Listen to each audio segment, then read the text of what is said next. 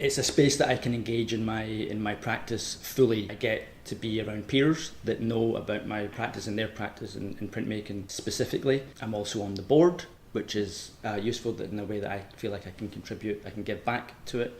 The work is made through a prolonged drawing practice where I would work on a hard ground and cross-hatch through the hard ground to give me the black form that I have. That then goes into the acid, then it gets taken out and cleaned and redone. So the process takes quite a long time. The title of the new print is "The Past is as much of a mystery as anything else."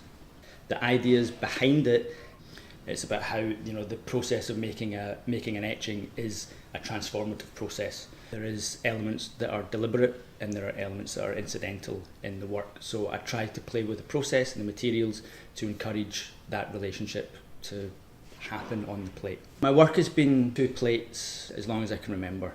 So the opportunity that gives you is layering different types of information on top. So there's a relationship that can either be controlled or not. I like to work in that area where I have both. There are incidental marks that I'm not in charge of. I think of them like scars as part of the process.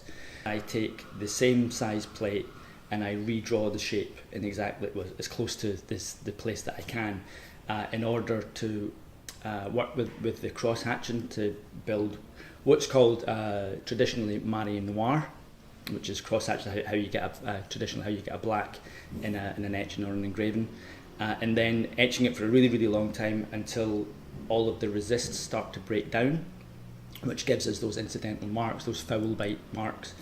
And it also makes the black almost like a 3D form. It's a really dense, a very, very dense 3D form that etching can afford.